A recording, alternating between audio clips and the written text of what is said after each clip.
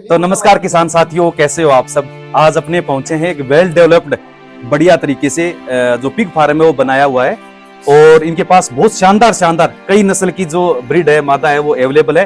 तो आज अपने इस वीडियो के अंदर एक पिग फार्म का मतलब बढ़िया तरीके से कॉमर्शियल पिग फार्म है उसका पूरा टूर, यानी कि नस्ल है, कितने बच्चे लेके आती है, बच्चे लिए उनमें क्या सावधानियां रखनी है, कौन सा फीड देना है, कितना खर्चा आएगा शेड में, और कहां से अपने खरीद सकते हैं, कहां अपने बेच सकते हैं, और सरकारी योजना क्या है, कितनी सब्सिडी मिलती है, कितने प्रोजेक्ट हैं, कौन कौन आवेदन कर सकता है, सब कुछ पिग फार्म को लेकर ये संपूर्ण वीडियो होने वाला है।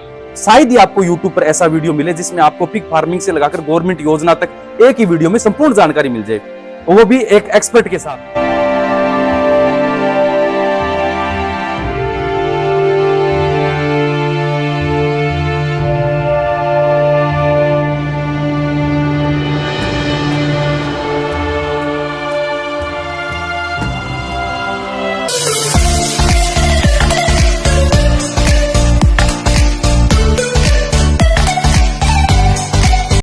अपने साथ हैं नरेश गोठवाल, जो इस पिग फार्म को काफी दिन टाइम से चला रहे हैं और इनको काफी अनुभव भी है इस चीज के बारे में, और मेरे पुराने मित्र भी है। ठीक है, तो नरेश भाई स्वागत आपका वीडियो के अंदर। सभी किसान भाइयों को नमस्कार और जितने भी फार्म का काम कर रहे हैं उनको मेरा नमस्कार है, और बहुत अच्छा काम है ये। और सर अभी मेरा इंटरव्यू लेंगे तो देखते हैं क्या पूछते हैं। चलो ये खुद अपने पास से बताएंगे, वो तो बाद की बात है। पहले मैं जो आपके जो सवाल रहते हैं ना सब किसानों के, वो सवाल ले लेता हूँ सारे। सर सबसे पहले तो आपको मतलब फार्मिंग तो बहुत होती है, गोट फार्मिंग भी होती है, अपने डेयरी फार्म भी कर सकते हैं भैंस गायों का, और भेड़ पालन भी कर सकते हैं, मुर्गी पालन भी कर सकते हैं। तो आपने पिग फार्म के बारे में ही क्यों सोचा, यही काम क्यों आपने काम? मैंने सबसे पहले तो गोट फार्म के बारे में सोचा था, हाँ, लेकिन जिस हिसाब से पहले लोगों ने किया है उनका रिव्यू देखा और फिर मैंने मेरा खुद का कैलकुलेशन किया, तो उसपे मेरे को लगा कि गोट फार्म से ज्यादा पिग फार्म में ऑप्शन ज्यादा है। तो इसमें एक तो बेनिफिट ये है कि बच्चे अधिक लेके आती है, तो ये बच्चे अधिक लेके आती है। दूसरा ये बीमार कम होती है। तीसरा इसके अंदर लेबर की ज्यादा जरूरत नहीं होती, इसमें एक आदमी आराम से मैनेज कर सकता है। इसलिए मैंने लास्ट में फाइनल डिसीजन लिया कि मैं पिग फार्म करूंगा। भाई ने अगर पिग फार्म किया तो बहुत सोच समझ के किया होगा, क्योंकि कैलकुलेटर के बहुत बड़े एक्सपर्ट हैं, सारा भी हिसाब किताब पहले ही लगा लेते हैं। ठीक है, तो ये तो हो गई आपने सिलेक्ट क्यों किया, ये वजह हो गई क्योंकि इसमें ग्रोथ ज्यादा है, बेनिफिट कई गुना ज्यादा और पशुओं से। दूसरी बात, इसमें बीमारियां कम आती है। तो मैं ये सबसे पहले तो अपने शेड की बात कर लेते हैं, फिर अपने एनिमल पर आएंगे। तो नरेश भाई, आपने शेड में कितना खर्चा कर दिया लगभग? मैंने इस शेड के अंदर अभी तक 6.5 लाख रुपए खर्चे किए हैं। तो इसके अंदर मेरा एक्स्ट्रा खर्चे की बात करें तो ऊपर ये जो लगे हुए हैं पानी के पूड़े, जिसको हम देसी भाषा में पत्ता कहते हैं, सब समझते हैं। बिल्कुल, तो बिल्कुल। इसका एक्स्ट्रा खर्चा 50-60 हजार रुपये अपना हुआ है। उसके अलावा मैंने ये पाइप लगाए हैं, ये पाइपों का खर्चा 80 हजार रुपये एक्स्ट्रा हुआ है। इसमें ये पूरा लो 80 हजार रुपये का है। ये भी बताएंगे कि ये पाइप लगाना क्यों जरूरी है पिग फार्मिंग के अंदर, इसका कारण भी बताएंगे। नरेश भाई, ये क्यों लगाया आपने? दीवार भी निकाल सकते थे। इसके अंदर बेनिफिट है, ये दीवार निकालने के बाद में अपन ने ये पाइप लगाए हैं, ये खाना खाने के बाद में इनके दांतों में खुजली वगैरह होती है, तो उस टाइम ये इस पाइप को चबाती हैं। तो ये मजबूत पाइप लगा दिया है, तो ये कभी जिंदगी में हिलेगा नहीं। और उससे ये बेनिफिट रहता है कि इसके जो दांतों में खुजली होती है तो ये एक तो टूटी वगैरह नहीं तोड़ती है, और एक सोने में आसानी रहती है इनको। फिर बिल्कुल ये बिल्कुल आराम से अपना रेस्ट कर लेती है। तो ये पाइप लगाना भी दोस्तों आपको बहुत जरूरी है। इन्होंने डेमो के तौर पर एक में पाइप नहीं लगाया था, तो वहां पर पत्थर को भी है ना, ये मैंने इसमें मतलब पाइप नहीं डाला था। तो देखो ये पत्थर पे ना दांतों से इसने कुचर कुचर के ना इतना कर दिया, क्योंकि इसमें पाइप नहीं था। हाँ, इनके दांतों में खुजली होती है खाना खाने के बाद, होती है, तो इसने ये पत्थर को ही चबा गई। तो ये चीज हमने फिर दूसरा मैंने बनाने से पहले कम से कम 20-30-40 जगह से जाके विजिट किया, उनके फार्मों की लोकेशन देखी, और जो जो चीजें मुझे अच्छी लगी वो मैंने उनसे निकाली और मेरे फार्म के अंदर जाके और मैंने ये पूरा काम करवाया है। इसके अंदर मैंने एक स्पेशल ये करवाया कि लगभग फार्मर क्या करते हैं कि टंकी को ऊपर रख देते हैं या बाहर बिल्कुल, तो उसमें दिक्कत ये आती है कि गर्मी के अंदर इनमें पानी गर्म रहता है। बिल्कुल, तो मैंने एक ही उसके अंदर और ऊपर तैयार करवा के और ये पट्टी डलवा के और यहाँ दोनों टंकियां सेट कर दी। इसमें 1000 लीटर की टंकी न रखें, उसमें रीजन होता है, एक तो टंकी बाय द वे कभी खराब हो जाए तो अपने को अर्जेंट जरूरी नहीं पड़ेगी, क्योंकि एक टंकी में अपने पानी आता है। दूसरा ये है कि इसके अंदर दीवार के ऊपर लोड कम आता है। बिल्कुल, तो बिल्कुल ध्यान रखना, एक साथ 1000 लीटर की ना लगाएं, 500 लीटर की 2 ही लगाएं, एक न लगाएं। बिल्कुल, इससे फायदा ये रहता है कि बाई चांस एक मान लो खराब हो गई या कोई वजह से चेंज करनी पड़ गई, तो दूसरे से अपने पानी है वो आता रहेगा। तीसरी चीज इसके अंदर ये है सर कि अपन फर्श जो करते हैं ना वो मोस्टली सीमेंट का कर देते हैं। बिल्कुल। तो सीमेंट वाले में कुछ टाइम के बाद में गड्ढे होने स्टार्ट हो जाते हैं और फिर फार्म में बदबू और मक्खी हो जाती है। बिल्कुल। तो मैंने ये पत्थर मंगवाया है, लाल पत्थर, उदयपुर का लाल पत्थर। इसमें दो खास बात है, अपने यहाँ पे गर्मी ज्यादा होती है तो ये ठंडा रहता है और एक सफाई के अंदर ये आसान रहता है। तो इसमें मैंने थोड़ा सा एक्स्ट्रा खर्चा किया है। ये पत्थर क्या भाव आया? और ये पत्थर मेरे को 25 रुपए में आया है। उसके बाद में इसके अंदर मजदूरी लगी, वो सब एक्स्ट्रा 25 रुपए स्क्वायर फीट है। हाँ, तो टाइल से भी सस्ता है फिर। तो ये टाइल 30-35 तो टाइल ही आ जाती है। और जो सीमेंट का फर्श तैयार करते हैं ना, सेम रेट में ये तैयार हो जाता है। कैलकुलेशन मैंने निकाली थी कैलकुलेटर पे, तो इसकी कॉस्ट और उसकी कॉस्ट लगभग बराबर है। सीमेंट वाले की वैलिडिटी नहीं है, कुछ टाइम के बाद उसमें गड्ढे पड़ जाते हैं। और पत्थर है, ये देखो लाइफ टाइम है, कुछ नहीं बिगड़ने वाला इनका। ये देखो दांत से खा रहा है। उसके बाद में ये मैंने जाली जो लगवाई थी इसके अंदर, इसमें मोस्टली भाई क्या करते हैं कि मोटी जाली लगा देते हैं, तो इसके अंदर से कोई चिड़ी वगैरह घुसने का डर रहता है। बिल्कुल तो बिल्कुल। इसमें ये पतली जाली ही लगाएं और इसमें ज्यादा कॉस्टली जाली लेके हल्की जाली लगाने, क्योंकि ये जमीन से ऊपर रहती है तो ये खराब नहीं होगी। जूम करके दिखा दो, वो ग्रीन जाली लगी हुई है ना, ग्रीन साइड के ऊपर। वहां ये देखो महीन तार वाली जाली लगी हुई है इसके अंदर, ये जाली लगी हुई है महीन तार वाली, ठीक है ना। तो चिड़ी वगैरह कुछ भी अंदर ना आए, को जानवर, छोटा पक्षी वगैरह, तो ये जाली महीन जाली है, वो लगाना। ग्रीन नेट है वो आप धूप के हिसाब से लगा सकते हो साइड में, कोई दिक्कत नहीं है। तो नरेश भाई अब बात ये तो हो गई अपने साइड की बात हो गई, कितना खर्चा आ गया, क्या क्या सावधानियां रखी, वो तो आपने हो गई। अच्छा, नालियां भी बनाई है, ढलान आपने नाली की तरफ दिया हुआ सबका। एक इसमें विशेष ध्यान ये है कि ये पाइप जो ओपन है, देखो मैंने यहाँ पे ये पाइप है ना, ये पैक करवा रखा मसाले में, तो ये ओपन रहता है, इसमें पानी रहेगा वो गर्म रहेगा। बिल्कुल। तो जैसे ही इसमें गिल्ट वगैरह पानी पियेंगे तो उनको पेट में दिक्कत होने का डर रहता है, क्योंकि इसमें प्लास्टिक में पानी गर्म हो जाता है, गर्म पानी रहता है। तो जितने भी फार्मर है मैं उनको कहना चाहता हूँ कि हो सके तो इसको पैक करवा दें। हाँ, इसको मसाले से या कैसे मिट्टी से कैसे भी करके इसको पैक रखें, ताकि इस साइड में पाइप पैक है। हाँ, उस साइड धूप थी तो मैंने पैक करवा दिया, और अब इस साइड जैसे ही गर्मी आएगी उससे पहले मैं इसको पैक करवा। ये टूंटी लगी हुई है, जैसे ये इनके मुंह लगाती है ना, ऑटोमेटिक पानी चलना शुरू हो जाता है। नीचे वाले बच्चों के लिए, ऊपर वाले बड़े जानवरों के लिए, बैठे बैठे पानी पी सकते हैं। ये ऑटोमेटिक है, जैसे इसमें मुंह लगाते हैं इसमें पानी चलना शुरू हो जाता है। ये रेस्ट कर रहे हैं अभी। तो नरेश भाई ये तो हो गई अपनी साइड की बात। अब बात करते हैं अपने एनिमल की। जी सर। ये आप कहाँ से लेके आए और कितने लेके आए? ये मैं कनीना से लेके आया था, हरियाणा से। हरियाणा में कनीना जगह कई फार्मों में विजिट किया, तो इसमें विशेष ध्यान ये रखो कि पहले तो ये पूरा का पूरा फीड के ऊपर होना चाहिए। जो भी फार्म से हम बच्चे लेके आते हैं हमारे फार्म के लिए, वो फीड का ही लेके आए। वेस्टेज के अंदर क्या होता है कि आगे जब वो बच्चे लेके आते हैं तो कई बच्चे और कमजोर पैदा होते हैं। फीड के ऊपर ऐसी कोई दिक्कत नहीं है। दूसरी चीज, अच्छी ब्रीड लेके आए। जैसे अपने उसमें अच्छी ब्रीड में क्या मान सकते हैं, डिरोक्स है। डिरोक्स है तो इसका वेट है ना अपने रेड वाले से, व्हाइट वाले से ज्यादा रहता है। व्हाइट से ज्यादा। ये मैंने सारा इस टाइप का ही गिल्ट खरीदा है, डिरोक्स। और ये ब्लैक वाला है ना, ये तो अपना ये मेल है। हाँ, ये मेल है, ब्रीडर है। सांड है, इसका कालू नाम है, ब्रीडर है। ये एकदम बहुत शरीफ है, मतलब इसको आप अपन कुत्ते की तरह रख सकते हैं, है ना? बिल्कुल बिल्कुल। तो जैसे इनको रखोगे आराम से, वैसे ही ये अपने साथ रहना चाहेंगे। आ जाओ, आजा आजा। देखो, कोई भी फार्मर ऐसे करके दिखा दे, अपने सांड को बुला के दिखा दे, कोई नहीं मिलेगा ऐसा। ये देखो, हम इसे कितना पालतू बना रखा है, ये देखो। तो इसको अपन पानी पिला सकते हैं, हम इतना प्यार से इसको रखते हैं। बिल्कुल बिल्कुल, ठीक है ना? तो ये कुत्ते की तरह मेरे साथ रहता है। इसको अपन 5 नंबर में लेके जाएंगे तो 5 नंबर में जाएगा। इसमें कहीं बकवास नहीं करेगा कि इधर घुस गया उधर घुस गया। इसका मैंने कालू नाम रख रखा है, और इतना समझदार है कि पीछे पीछे चला जाता है। इसको 4 महीना का लेके आया था, और ये बीच में बीमार हो गया, इसलिए थोड़ा सा कमजोर है। बाकी बहुत समझदार है ये। बिल्कुल बिल्कुल बिल्कुल। ये कितने में खरीदा? ये मैंने 33,000 रुपए में खरीदा था। अच्छा, उस समय खरीदा, उस समय कितने महीने का था ये? उस समय ये 4.5 महीने का था, 80 किलो का था। 80 किलो का 4.5 महीने का था, 33,000 का खरीदा था उसमें। और ये ब्रीडर के साथ मैंने वेट में नहीं खरीदा इसको, मेरे को ये अच्छा लगा तो मैंने इसका मेरे को पता है कि इसका मैंने कुछ एक्स्ट्रा पैसा दिया है, लेकिन इसने मेरे पैसे पूरे कर दिए, क्योंकि इससे मैंने 7 गिल्ट क्रॉस करवाई है। बिल्कुल बिल्कुल बिल्कुल।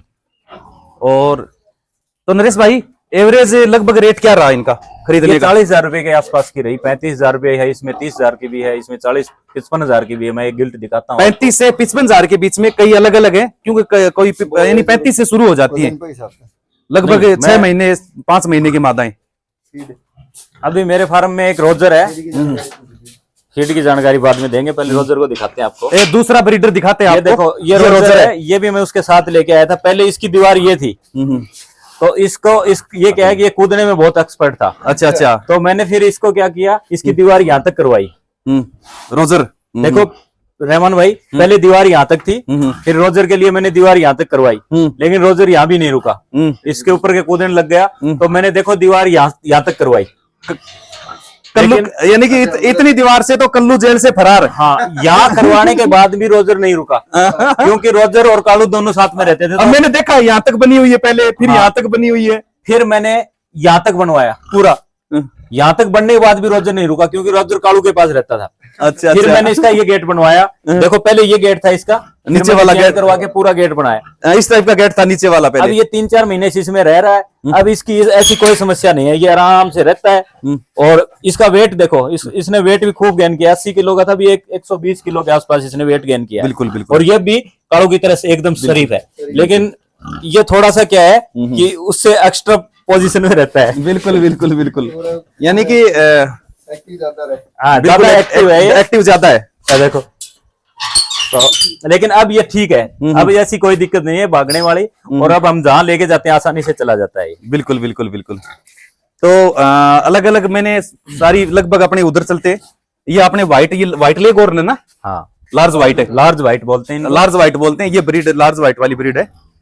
ये भी शानदार है, गुलाबी कलर की है, व्हाइट है, गुलाबी है। अब मेरे फार्म के अंदर सबसे फेवरेट मेरी जो गिल्ट है वो ये है, सबसे फेवरेट ये। और ये शायद मेरे सब गोल्डन है, गोल्डन कलर की है ना? ये गोल्डन कलर की है, और इसके ऊपर पूरे बाल हैं। बिल्कुल बिल्कुल, गोल्डन कलर की है पूरी। और ये इसका वेट है ना, इसके बच्चों का वेट जहां तक मेरा आइडिया है, जो 6 महीने का वेट होता है, इसका 4.5 महीने के बच्चे का वेट उतना बराबर रहेगा। अच्छा अच्छा, तो अच्छा। जैसे इसका 4.5 महीने का बच्चा और अदर का 6 महीने का बच्चा, लगभग 80 किलो 85 किलो का इसका हो जाएगा 4-5 महीने का बच्चा। कौन सी ब्रीड है? और बाकी 6 महीने से ऊपर का है ये अब पता नहीं इसकी ब्रीड का समझ में नहीं आ रहा, लेकिन है ये शरीफ एकदम। अगर इसको कुछ डालते हैं तो ये खा के अपना जैसे कतरा नहीं करती, बिल्कुल भी गंदगी पे बैठती नहीं है। अच्छा, सेफ रहती है ऐसे ही एकदम। बिल्कुल बिल्कुल। तो ये इसकी खास बात है। दिखने में भी काफी मतलब क्या है कि गोल्डन कलर है, शांत है एकदम। वैसे भाई आप बच्चे दिखाओ। वैसे इसको डिरोक्स कह सकते हैं, मिक्स डिरोक्स हो सकती है। डिरोक्स मिक्स है थोड़ी इसमें। मुझे मेरे फार्म में सबसे ज्यादा अच्छी लगती है। चलो, फेवरेट है। पशुओं से प्यार तो होता ही है। नरेश भाई अब बात करते हैं बच्चे। ये मेरी ब्लैक, हाँ, जेड ब्लैक मान सकते हैं ब्यूटी। अभी ये 4 दिन पहले ये इसने बच्चे दिए हैं, और इसके 8 बच्चे हैं। 8 बच्चे दिए भी इसने। और इसमें भी मैंने पहले से चूज कर रखा है कि ये वाला बच्चा मैं मेरे फार्म के लिए, ये वाला और ये वाला, ये दोनों बच्चे मैं रखूंगा यहाँ पे मेरे फार्म में। अच्छा, तो ये फार्म के लिए तैयार करोगे आप? फार्म के लिए तैयार होंगे। ये मेल है फीमेल है? ये फीमेल है। फीमेल है, और इसमें मेल भी है। तो मेल देखते हैं इसका कैसा तैयार होता है अभी। बिल्कुल। बाकी ये सारे हेल्दी हैं, बच्चे काफी हेल्दी हैं आपके। हाँ, और मैंने इनके नाखून भी, वो दांत भी काट दिए हैं। क्योंकि दांत काटने का ये बेनिफिट होता है कि कई फार्मर क्या करते हैं, दांत नहीं काटते। तो जैसे दूध पीते हैं तो माता को नुकसान पहुंचाते हैं, तो उसे इन्फेक्शन वगैरह का खतरा रहता है। एक आपने पूंछ के रबड़ बैंड जैसा बांध रखा है बच्चों के। पूंछ के रबड़ तो इसलिए बांध रखा है कि ये पीछे से पूंछ इनका कट के गिर जाएगा। अच्छा, ताकि ये बड़े होने के बाद में आपस में लड़े तो पूंछ नहीं काटते हैं। दूसरा, हम सफाई करते हैं उस टाइम ये कचरे को इधर उधर ना बिखेरे। हाँ, पूंछ से पानी को इधर उधर फेंकते हैं, तो सफाई करने वाले को दिक्कत होती है। बिल्कुल, हमने पहले इसको कर दिया। और ये पूरा का पूरा फार्म है, ब्रीड के लिए मैंने तैयार किया है इसमें। बिल्कुल, काफी शानदार बच्चे आपके, हेल्दी, काफी हेल्दी बच्चे हैं। और ये 4-4 दिन के बच्चे हैं सिर्फ। अच्छा, सिर्फ 4 दिन के बच्चे? हाँ हाँ हाँ, बिल्कुल बिल्कुल। हाँ, वो भाई को पता नहीं था, नरेश भाई। हाँ, मैं फार्मरों के लिए एक सलाह, बिल्कुल, एक वो जो आपको एक थोड़ा सा मतलब समस्या आई थी वो बताना। मैं बताता हूँ। जैसे मैं ये गिल्ट लेके आया था, तो जिस भाई से लेके आया उसको भी पता नहीं था कि ये गिल्ट प्रेग्नेंट है। बिल्कुल। तो मैंने यहाँ पे आके 2 महीने इसका वेट किया, तो ये हिट में नहीं आई। तो मैंने इसको इंजेक्शन दे दिया। इंजेक्शन देने के बाद में मैंने सोचा कि इसमें कोई दिक्कत होगी, इसलिए मैं हिट में लाने के लिए इसको इंजेक्शन दे दिया। ये वो इसलिए प्रेग्नेंट नहीं हो रही थी। 3 दिन बाद में इसने बच्चे गिरा दिए। मतलब ये पहले से प्रेग्नेंट थी पहले से। अपन किसी भी फार्म से लेके आए तो अगले की बात पे विश्वास नहीं करें। ये भी देखें कि हो सकता है कोई गिल्ट ऐसी हो जिसके पास सांड चला गया हो और वो प्रेग्नेंट हो, प्रेग्नेंट तो उसका थोड़ा सा वेट कर लें, या कोई पुराना फार्मर हो उसको बुला के एक बार उससे चेक करवा लें। तो ये नुकसान मेरे हुआ है नॉर्मल सा, हालांकि वो दोबारा से प्रेग्नेंट हो आपने उसके पैसे नहीं दिए थे, अगले को भी नहीं पता था बच्चे थे, अगले ने मेरे से इनका एक्स्ट्रा बेनिफिट हो जाता उससे। ऐसी एक ही मादा थी ये, बाकी सारी की सारी उसमें 3 मादा और भी थी, वो प्रेग्नेंट थी, तो वो मेरी एक तो ब्याह गई है और 2 ब्याने वाली हैं। वो टोटल ये 4 थी ऐसी जिनके पास में सांड गया था, लेकिन उसको फार्मर को नहीं पता था कि कब प्रेग्नेंट हो गई। तो इसके बच्चे गिराए ना, तो फिर नरेश भाई ने उनको चेक करवा, नीचे से चेक किया तो उनको लगा कि बच्चे हैं अंदर, तो मेरे को लगा कि ये 2-3 भी ऐसे प्रेग्नेंट हो सकती हैं। तो ये जो भी नया फार्मर है वो सावधानी रखे, पुराने फार्मर को तो वैसे पता चल जाता है क्योंकि उसको नॉलेज हो जाता है उस टाइम तक। बिल्कुल बिल्कुल, लेके आओ, उस समय ध्यान रखना, प्रेग्नेंट हो तो आप उनको कोई हिट में न आए तो थोड़ा वेट करना आप उनको, ठीक है ना। तो नरेश भाई फीड वगैरह का क्या इनका? सर देखो मैं ये फीड इसको खिला रहा हूँ, ये फीड है दयाल की, दयाल की फीड खिला रहा हूँ। मेरे को तो अच्छा रिजल्ट मिला इसका, मुझे किसी प्रकार की कोई दिक्कत नहीं है। लाइट ऑन करना।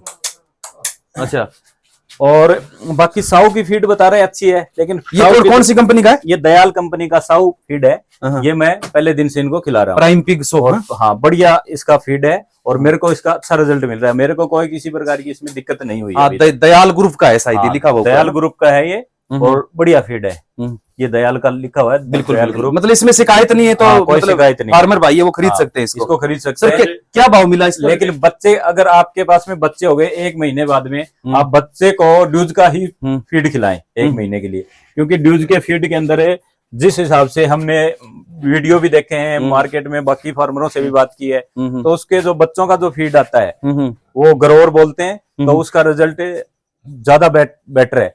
तो मैं आपको यही कहूंगा कि बच्चों के लिए तो आप ड्यूज ही इस्तेमाल करें, यानी बच्चों के लिए 1 महीने तक बच्चे हैं उनके लिए ड्यूज है ना, 1 महीने के बाद के बच्चे 3 महीने तक आप ड्यूज का फीड उसको डाल सकते हो, महीने से 3 महीने तक के बच्चे। और एक मादा को मैं फिलहाल 1 किलो सुबह और 1 किलो शाम को ही डालता हूँ, यानी कि अंदर मेरे को ऐसे लगता है कि कोई मादा कम खा रही है तो उसको पहले आधा किलो डालता हूँ, उसके बाद में उसको देखता हूँ दोबारा जरूरत है तो, नहीं तो आप क्या है कि कई मादा कम खाने लग जाती हैं, तो लोग क्या करते हैं उनको 1 किलो डालते रहते हैं। उनको 1 किलो डालना बंद करो, एक बार उनको थोड़ा फीड दो, उसके बाद में उनको दिन में एक बार दोबारा दे सकते हो आप। बिल्कुल बिल्कुल। या फिर आप उसमें लिव 52 आती है लीवर की, लीवर टॉनिक फीड के अंदर डालो, आप उसको 50 ml डाल दो और वो खिलाओ उसको 4-5 दिन, तो उसमें अगर उसके लीवर में कोई प्रॉब्लम है तो जल्दी रिकवर हो जाएगी और उसको भूख लगनी स्टार्ट हो जाएगी। अब खर्चा कितना आता है सर फीड का? लगभग 35 रुपए केजी पड़ता है ना, रोजाना 70 रुपए का होगा 2 किलो, 1 गिल्ट का खर्चा आता है। 70 रुपए महीने का होगा, 7-3-21 यानी कि 2,2100 रुपए, 2200 रुपए आप मान के चलो, 100-200 रुपए के अपने और भी एक्स्ट्रा खर्चे लग जाते हैं। 2200 रुपए एक मतलब मादा का खाने का महीने का खर्चा है। हाँ। अब आप 100 रखो 50 रखो, ये मैंने एक का आइडिया बता दिया आपको महीने का, ठीक है। अब फीड का अब बोलोगे कि सर खर्चा एक का इतना है, तो ये सोच के चलो कि भी इनकम भी तो इतनी है ना, 8 से 10 बच्चे देती है, तो इसकी ग्रोथ भी तो बहुत ज्यादा है। बिल्कुल, ये अगर अपन सही तरीके से क्रॉस कराते हैं, मैटिंग अगर ठीक हो जाती है तो 10 से 12 बच्चे लेके आती है। और मैं तो ये कहता हूँ कि 10 से 12 जो बच्चे लेके आती है वही बढ़िया है। 15 ले आई, 16 ले आई, उसमें कुछ बच्चे मर जाते हैं या कुछ कमजोर रह जाते हैं, तो उनका अपने फीड का खर्चा तो वही रहना है और वेट गेन करेंगे नहीं, तो फार्मर को कहीं ना कहीं जाके वो 10-12 वो देखो अपने आप पानी पी रहा है, दिखाओ वो देखो टुंटी पर अपने आप पानी पी रहा है। करो सेक तक रह ये देखो वो अपने मुंह लगाते ही ना ऑटोमेटिक ये पानी की टूटी है, नलका है वो ऑन हो जाता है और ये पानी पी रहा है ना। सब में ऐसे लगे हुए तो पानी पिलाने की झंझट ही नहीं है इनका। 15 मिनट। अच्छा नरेश भाई, अब 2-3 चीज और पूछूंगा मैं आपसे। एक तो बीमारियां, कौन कौन सी बीमारियां आती है, कौन कौन से इंजेक्शन लगाते हो? सर इसके अंदर सबसे मेन है, आप पानी है ना, पानी इसको यूज करते हो तो लाल दवा डालते रहो, पानी में लाल दवा डालते रहो। अपनी टंकी के अंदर थोड़ी सी लाल दवा डाल दो, तो इसके कीड़े वगैरह पेट में होंगे वो मर जाएंगे। और इसको जो दस्त की शिकायत है वो ज्यादा होती है, मतलब इसका लेवर थोड़ा सा जल्दी खराब होता है, तो उसके लिए सिर्फ लाल दवा यूज करो, बाकी कोई ज्यादा दवाइयां देने की। 500 लीटर की टंकी है तो उसमें कितनी लाल दवा डालते हो एक टंकी के अंदर? आप 5 ml 7 ml डाल दो सिर्फ, यानी 500 लीटर में 5 ml डाल दो। 5 ml काफी है, 5 ml डेली डाल सकते हो, या आप एक बड़ी टंकी है तो उस टंकी के अंदर आप 10 ml 15 ml डाल के छोड़ दो, ताकि उसमें कोई कीड़ा वगैरह ना हो। और ये पानी पियेंगे, इनके पेट में अगर कीड़ा वगैरह होंगे वो भी खत्म हो जाएंगे लाल दवा से, कोई नुकसान नहीं होता। और लाल दवा अपने को पता है कि कई सालों से चलती आ रही है, तो इसमें कोई दिक्कत नहीं है। अगर ये थोड़ी ज्यादा भी डल जाए तो भी अच्छा। और कोई बीमारियों की वैक्सीनेशन वगैरह इसमें? देखो सर, हमने जैसे ये अभी मेरी एक सूरी ब्याई है और वो 8 बच्चे लेके आई है। तो मैंने उसको आयरन के टीके दिए हैं, बच्चों को भी आयरन के टीके दिए हैं, बच्चों को 1-1 ml दिया है और मादा को 5 ml दिया है। 5 ml उसके अलावा मैंने मेरे फार्म के अंदर एक बार इसको कालू को बुखार हुआ था, तो कालू को मैंने बुखार के टाइम क्या किया था कि इसको एंटीबायोटिक दिया था, पैरासिटामोल और एंटीबायोटिक इंजेक्शन मैंने इसको दिए थे। बिल्कुल बिल्कुल। और इसीलिए थोड़ा सा कमजोर है, 15-20 दिन बीमार हो गया था। वैसे कोई महामारी वगैरह का वो चक्कर नहीं है इसमें? अभी तक मेरे सामने ऐसी कोई दिक्कत नहीं आई है। दूसरी, इनमें टेम्परेचर है तो टेम्परेचर का एक आप थर्मामीटर जो आता है वो फार्म में रख सकते हो। किसी भी ऐसे पशु के लगे कि इसको टेम्परेचर है तो वो डाल के चेक करके, और बाकी ऐसे शिकायत बहुत कम चांस है। टैबलेट को क्या करोगे आप, पीस के और फीड के अंदर डाल दो बस, नॉर्मल वे में। नॉर्मल इंजेक्शन वगैरह ज्यादा मत दो, इंजेक्शन ज्यादा मत दो, टेबलेट देना है तो पीस के आप हो सके इतनी दवाइयों से दूर रखो इनको। तो नरेश भाई जी सर, तो टोटल आपके पास कितने अभी एनिमल है? में 18 एनिमल हैं ये, और 2 मेरे पास फीमेल हैं, और अभी मेरी 2 मेल है। हाँ, 2 मेल है, 18 फीमेल, ये 18 फीमेल है, 20 और 20 हो गई है टोटल, और 8 बच्चे वो हो गए अभी। 8 अभी 28 हो गए, 28 हो गए बच्चों समेत 28 हो गए, और अभी सारी प्रेग्नेंट है। सारी प्रेग्नेंट है? हाँ, अभी मेरे फार्म में जितनी है सारी प्रेग्नेंट है, और ये सारी की सारी 1 महीने 1.5 महीने में ब्याने वाली है। अब ये मान के चलो कि अगर इनके पास 18 है और एक ये मान के चलो कि 8 भी लेके आई, 9 भी लेके आई या 10 भी लेके आई, तो 18 को 10 से आप मल्टीप्लाई करके देखो, 180 छोड़ो आप, 150 बच्चे तो मतलब होने ही होने। और नरेश भाई लगभग बच्चा कितने दिन का बेच देते हो आप? बच्चा देखो आप, मतलब आप बेचोगे 1 महीने के बाद में आप कभी बेच सकते हो। लगभग कितने पैसे का मिल जाता है? 1 महीने का बच्चा 5 से 6 हजार रुपए का जाता है। बिल्कुल बिल्कुल। लेकिन अगर आप सही प्रॉपर 6 महीने का अगर 1 क्विंटल का वेट करके बेचते हो तो आपका 20-22 हजार रुपए का बच्चा इस टाइम रेट चल रहा है उस हिसाब से बिक जाता है। बिल्कुल बिल्कुल। तो बाकी हम बेचेंगे तब बताएंगे, अभी तक हमने बेच के नहीं देखा है, सिर्फ फार्मरों की फार्मरों की बात अभी सुन रहे हैं। अभी टाइम कम हुआ है, 22 को बिकेगा, 23 का बिकेगा। अभी जब मैं बेचूंगा तब एक वीडियो और बनाएंगे, उस टाइम मैं आपको टोटल खर्चा, टोटल प्रॉफिट 20 का बताऊंगा कि 20 अगर आप गिल्ट लेके आते हो तो वो तैयार होती है, ब्याती हैं, और उसका जो बैच निकलता है उसमें कितना खर्चा आएगा और कितना उसमें प्रॉफिट आएगा, वो सारी कैलकुलेशन में आपको जब बैच कंप्लीट हो जाएगा बिल्कुल बिल्कुल उसके बाद में बताऊंगा। उस टाइम आप एक वीडियो और बनाना सर, मैं आपसे यही रिक्वेस्ट करूंगा।